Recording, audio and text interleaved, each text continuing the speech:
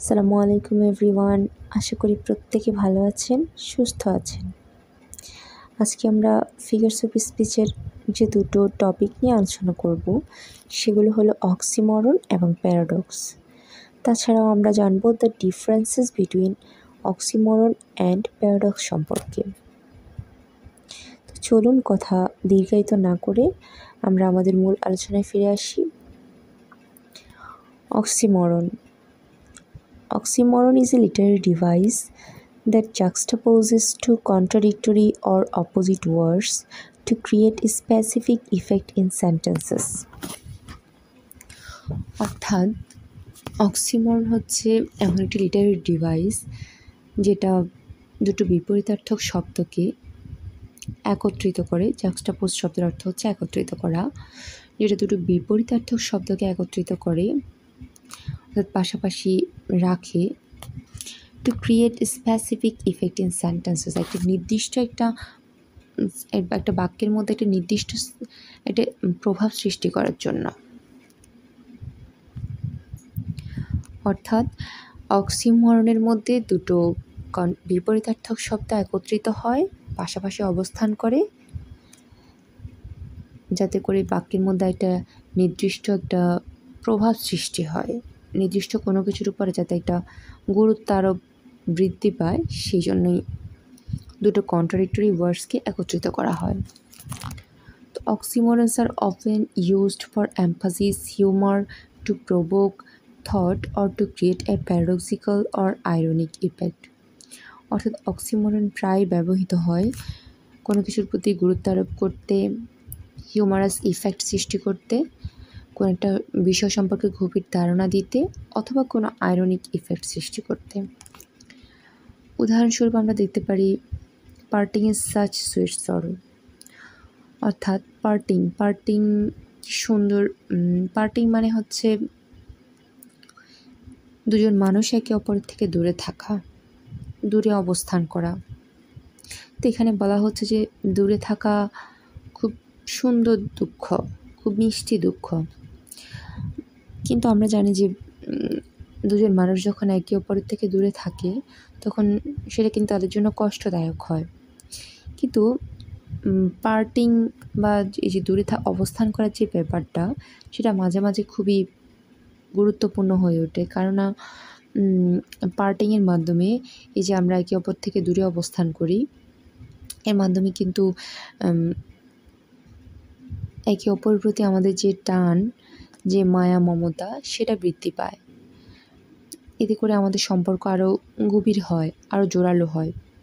তো কবি এই জন্যই বলেছেন যে পার্টিং ইজ সাচ সুইট সরো। অর্থাৎ কবি এখানে পার্টিংয়ের দূরে অবস্থান করার যে গুরুত্বটা রয়েছে, যে সৌন্দর্যটা রয়েছে, সেটা প্রকাশ করেছেন দুটো কন্ট্রাডিক্টরি ওয়ার্ডস ব্যবহার করার মাধ্যমে। আর কন্ট্রাডিক্টরি ওয়ার্ডস দুটো হলো সুইট অ্যান্ড সরো, মিষ্টি বা সুন্দর, আরেকটা হচ্ছে দুঃখ। আমরা জানি দুঃখ কখনো সুন্দর কিংবা মিষ্টি হতে পারে না, কিন্তু এখানে ওই যে গুরুত্ব বোঝানোর জন্য, দূরে অবস্থান করার গুরুত্ব বা সৌন্দর্য বোঝানোর জন্য কবি দুটো কন্ট্রাডিক্টরি ওয়ার্ডসকে একত্রিত করেছেন। এরপর আমরা যে সেকেন্ড যে উদাহরণটা, সেখানে আমরা দেখতে পাই যে এ ড্যামড সেইন্ট অ্যান্ড অনারেবল ভিলেন। ড্যামড শব্দের অর্থ হচ্ছে জঘন্য, আর সেইন্ট অর্থ হচ্ছে সাধু, সন্ন্যাসী কিংবা দরবেশ, যাই বলা হোক না কেন। তো আমরা জানি যে সাধু সন্ন্যাসীরা সবসময় পবিত্র হয়, তারা পিওর সোল হয়। কিন্তু এখানে বলা সাধু সন্ন্যাসীরা পিওর সোল আমরা জানি, বাট এখানে বলা হয়েছে ড্যামড সোল্ড। হ্যাঁ, তারপরে এই যে এখানে যে কন্ট্রাডিক্টরি ড্যামড সেইন্ট, সাধু সন্ন্যাসীর জন্য যে কন্ট্রাডিক্টরি ওয়ার্ডস ব্যবহার করা হয়েছে, এখানে একটা নির্দিষ্ট ইফেক্ট সৃষ্টি করা হয়েছে। এরপর বলা হয়েছে যে অ্যান অনারেবল ভিলেন। আমরা জানি ভিলেন সবসময় আমাদের শত্রু হয়, আমাদের ক্ষতি সাধন করে, কিন্তু এখানে ভিলেনকে অনারেবল বলা হয়েছে, সম্মানীয় বলা হয়েছে। অর্থাৎ মূল কথা হচ্ছে অক্সিমরনের ক্ষেত্রে দুটো কন্ট্রাডিক্টরি ওয়ার্ডস, দুটো বিপরীতার্থক শব্দ পাশাপাশি অবস্থান করবে। এই দুটো শব্দের মাঝে অন্য কোনো শব্দ প্রবেশ করবে না, যার মাধ্যমে আমরা আইডেন্টিফাই করতে পারবো এটা অক্সিমরনের একটা উদাহরণ। আমরা যদি থার্ড একটা উদাহরণে যাই, তাহলে আমরা দেখতে পাই যে the process of giving birth is painfully beautiful. এখানে বলা হয়েছে যে বাচ্চা জন্মদান করা বা সন্তান জন্মদান করা খুবই কষ্টদায়ক, খুবই যন্ত্রণাদায়ক বিষয়। বাট যখন একজন মা তার সন্তানকে কোলে নেয় বা তার সন্তানকে কাছে পায়, ওই মুহূর্তটা তার কাছে পৃথিবীর সবচেয়ে সুন্দর মুহূর্ত, সবচেয়ে মধুর মুহূর্ত হয়ে ওঠে। তো সেজন্যই বলা হয়েছে যে the process of giving birth is painfully beautiful. অর্থাৎ এখানে বোঝানো হয়েছে যে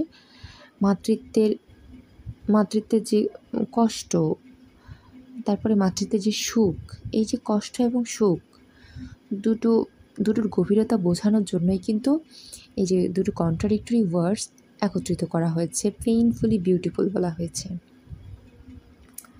তারপরে আমরা যদি আরেকটা উদাহরণ দেখি, I am clearly confused about this matter.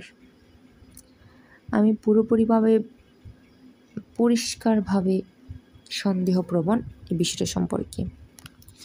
তো সন্দেহপ্রবণ কেউ কি কখনো পরিষ্কারভাবে হয়? ক্লিয়ারলি কনফিউজড, এটা দুটো কিন্তু কন্ট্রাডিক্টরি ওয়ার্ডস, দুটো সম্পূর্ণ বিপরীতার্থক। কনফিউজড মানে হচ্ছে কোনো কিছু সম্পর্কে অস্পষ্ট হওয়া, সন্দেহ থাকা, সেখানে পরিষ্কারভাবে কোনো ধারণা নেওয়া বা পরিষ্কারভাবে পুরোপুরিভাবে কোনো কিছু বোঝা, এটা সম্পূর্ণ বিপরীত। কনফিউশনের বিপরীত। ক্লিয়ার সম্পূর্ণ বিপরীত হয় কনফিউশনের। তো এছাড়াও আরও যেসব কন্ট্রাডিক্টরি ওয়ার্ডস রয়েছে সেগুলো হলো pretty ugly, whole piece, virtual reality, cruel kindness, open secret, small crowd, original copy. এগুলো কিন্তু আমরা আমাদের প্রত্যাহিক জীবনে প্রতিনিয়ত ব্যবহার করি। এছাড়াও আরও অনেক কন্ট্রাডিক্টরি ওয়ার্ডস রয়েছে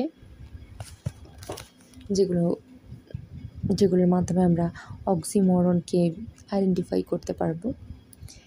এবার যদি আমরা প্যারাডক্স সম্পর্কে আলোচনা করি, paradox is a statement that is seemingly contradictory or opposed to common sense but actually make sense once given deeper thought and analysis.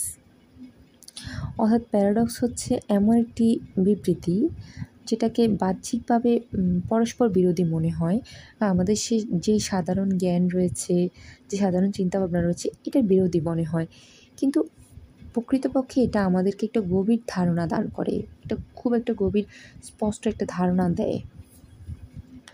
উদাহরণস্বরূপ আমরা বলতে পারি, you can save money by spending it. অর্থাৎ তুমি টাকা সঞ্চয় করতে পারো এটা খরচ করার মাধ্যমে। এটা কিন্তু একটা পরস্পর বিরোধী বক্তব্য, এটা আমাদের কমন সেন্স বিরোধী একটা বক্তব্য। সাধারণভাবে আমরা জানি যে আমরা টাকা সেভ করবো কীভাবে? অপ্রয়োজনীয় খরচ না করে বা খরচের পরিমাণ কমিয়ে। কিন্তু এখানে বলা হয়েছে you can save money by spending it, তুমি টাকা সঞ্চয় করতে পারো এটা খরচ করার মধ্য দিয়ে। তো এটা তো সম্পূর্ণ পরস্পর বিরোধী বক্তব্য হলো। কিন্তু আমরা যদি উদাহরণটাকে এইভাবে চিন্তা করি যে আমি একজন উদ্যোক্তা, একজন বিজনেসম্যান, তো একজন বিজনেসম্যানকে অবশ্যই তার উদ্যোগের ক্ষেত্রে তার যেই উদ্যোগটা রয়েছে বিজনেসের, সেখানে বিনিয়োগ করতে হবে প্রথমে তাকে। যখন সে তার বিজনেসটাতে বিনিয়োগ করবে, তার মাধ্যমে সে লাভ করবে। তো লাভ করার মাধ্যমে সে পরবর্তীতে সঞ্চয় করবে। অর্থাৎ সে যদি সঞ্চয় করতে হয়, প্রথমে তাকে তার বিজনেসে বিনিয়োগ করতে হবে। বিনিয়োগ করার পর সে বিজনেস থেকে লাভ করবে, ওই বিনিয়োগটা থেকে সে কিছু অংশ লাভ করবে, ওই লাভটা থেকে সে পরবর্তীতে সঞ্চয় করবে। তো এই জন্য বলা হয়েছে যে you can save money by spending it. তো আমরা যদি সেকেন্ড যে উদাহরণ সেটা দেখি, সেটা হলো failure is the pillar of success. অর্থাৎ ব্যর্থতা হচ্ছে সফলতার চাবিকাঠি। এটাও একটা পরস্পর বিরোধী বক্তব্য, কারণ ব্যর্থতা মানে আমরা মনে করি যে ব্যর্থতা মানেই সব কিছু শেষ হয়ে যাওয়া, একেবারে দিক বিদিক শূন্য হয়ে যাওয়া, জীবনের সকল এইম থেকে সরে আসা।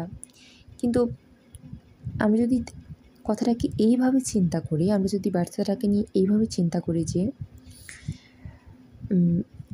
একটা মানুষ যখন ব্যর্থ হয় তখন সে এটা থেকে শিক্ষা নেয় যে কেন সে ব্যর্থ হলো, পরবর্তীতে সে যখন আবার সফল হওয়ার জন্য চেষ্টা করে, সে প্রথমেই কিন্তু ব্যর্থ হওয়ার যে কারণটা ছিল সেটা ওভারকাম করার চেষ্টা করে, সেটা ওভারকাম করে সে পরবর্তীতে সফল হয়। তো এক্ষেত্রে আমরা এই জন্যই বলতে পারি যে failure is the pillar of success, অর্থাৎ ব্যর্থতা হচ্ছে সফলতার চাবিকাঠি। অর্থাৎ ব্যর্থতার মাধ্যমে শিক্ষা নিয়ে আমরা পরবর্তীতে সফল হতে পারি। এরপর আমরা যদি তৃতীয় উদাহরণটা দেখি, I must be cruel only to be kind, অর্থাৎ আমি অবশ্যই নিষ্ঠুর হব শুধুমাত্র দয়ালু হওয়ার জন্য। তো এটা তো পুরোপুরি একবারে আমাদের সাধারণ জ্ঞানের, আমাদের যে সাধারণ চিন্তা চেতনা সেটার বিরোধী একটা বক্তব্য। কারণ মানুষ দয়ালু হলে কীভাবে সে নিষ্ঠুর হবে? সে দয়ালু মানুষ কি কখনো নিষ্ঠুর হয়? কিন্তু আমরা যদি এভাবে চিন্তা করি যে আমার সামনে একটা নিরপরাধ মানুষ নির্যাতিত হচ্ছে, অত্যাচারিত হচ্ছে আরেকজন অত্যাচারী মানুষ দ্বারা, তো সেক্ষেত্রে একজন মানুষ হিসেবে আমাদের কর্তব্য হচ্ছে আমরা অবশ্যই ওই মানুষটাকে, ওই যে নিরপরাধ মানুষটাকে সাহায্য করব। কিভাবে সাহায্য করব?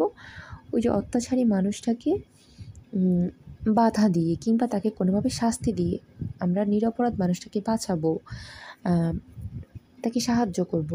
এই যে আমরা অত্যাচারীকে বাধা দিয়েছি, অত্যাচারীকে শাস্তি দিয়েছি আর নিরপরাধ মানুষকে বাঁচিয়েছি, এর মাধ্যমে কিন্তু আমরা নিরপরাধ মানুষকে দয়া করেছি। তো সেজন্যই বলা হয়েছে I must be cruel only to be kind.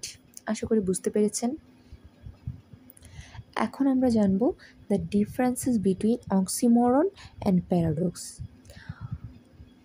অর্থাৎ অক্সিমরন এবং প্যারাডক্সের মধ্যে যে পার্থক্যগুলো রয়েছে সেগুলো সম্পর্কে।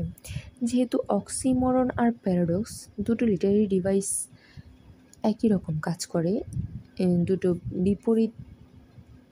বিপরীত অর্থকে একত্রিত করে, বিপরীত শব্দকে একত্রিত করে, এটা সেন্টেন্সের মধ্যে একটা ইফেক্ট সৃষ্টি করে। তো সেক্ষেত্রে আমরা কনফিউজড হয়ে যাই যে কোনটা অক্সিমরনের উদাহরণ আর কোনটা প্যারাডক্সের উদাহরণ। তো প্রথমে আমরা যে ডিফারেন্সটা দেখব সেটা হচ্ছে oxymorons combine contradictory words but paradoxes combine contradictory ideas, অর্থাৎ অক্সিমরন একত্রিত করে বিপরীতার্থক দুটো শব্দকে, বাট প্যারাডক্স একত্রিত করে বিপরীতার্থক দুটো আইডিয়াকে। অর্থাৎ অক্সিমরনে দুটো বিপরীত শব্দ ব্যবহৃত হয় আর প্যারাডক্সে দুটো বিপরীত ধারণা ব্যবহৃত হয়। উদাহরণস্বরূপ আমরা দেখি যে oxymoron, he is perfectly imperfect, অর্থাৎ সে একেবারে পুরোপুরিভাবে সে কি সঠিক না। এই কথাটা দ্বারা আমরা হি ইজ পারফেক্টলি ইমপারফেক্ট দ্বারা আমরা বুঝি যে সে মানুষটি একদমই সব কিছু মিলিয়ে ঠিকঠাক না। এই যে একটা ধারণা, এখানে মেন ধারণাটা হচ্ছে ওই মানুষটা সব কিছু মিলিয়ে ঠিকঠাক না, সে ইমপারফেক্ট। তো সে যে কতটুকু ইমপারফেক্ট, সে যে তার এই ইমপারফেক্টনেসটাকে বোঝানোর জন্যই কিন্তু আরেকটা কন্ট্রাডিক্টরি ওয়ার্ডস পারফেক্টলি ইউজ করা হয়েছে, যার মাধ্যমে একটা সে যে কতটা ইমপারফেক্ট, সেটার পরিমাণ, সেটার যে গুরুত্বটা, সেটার যে প্রভাবটা, সেটা বোঝানো হয়েছে। তারপর আমরা যদি প্যারাডক্সে দেখি, you can save money by spending it, অর্থাৎ তুমি টাকা সঞ্চয় করতে পারো এটা খরচ করার মাধ্যমে। তো এখানে কিন্তু দুইটা ধারণা আমরা দেখতে পাই। প্রথম ধারণাটা হচ্ছে টাকা সঞ্চয় করা, আর দ্বিতীয় ধারণাটা হচ্ছে টাকা খরচ করা, ঠিক আছে। তারপর আমরা যদি দ্বিতীয় যে ডিফারেন্সটা সেটা হচ্ছে usually oxymorons are made of just two words but paradoxes are complete ideas, sentences, sometimes interpretive, অর্থাৎ অক্সিমরন সাধারণত দুটো শব্দ দিয়েই গঠিত হয়, দুটো বিপরীতার্থক শব্দ দিয়ে গঠিত হয়, বাট প্যারাডক্স দুটো বিপরীতার্থক আইডিয়া দ্বারা, দুটো বিপরীতার্থক দুটো ধারণা দ্বারা গঠিত হয়। তারপর বিপরীতার্থক দুটো সেন্টেন্স হতে পারে, তারপর মাঝে মাঝে এটা পুরোপুরি একটা অনুচ্ছেদ হতে পারে। আশা করি আমার এই ক্ষুদ্র প্রচেষ্টা আপনার লিটারেরি জার্নিকে একটু হলেও সহায়তা করবে। ভিডিওটা ভালো লেগে থাকলে অবশ্যই লাইক, কমেন্ট, শেয়ার করে দেবেন। আর আমার চ্যানেলটি অবশ্যই সাবস্ক্রাইব করবেন, পাশে থাকা বেল আইকনটি ক্লিক করে দেবেন, যাতে করে পরবর্তী যে কোনো লিটারেরি ভিডিও সবার আগে আপনিই পেতে পারেন। সবাই ভালো থাকেন, সুস্থ থাকেন। আল্লাহ হাফেজ।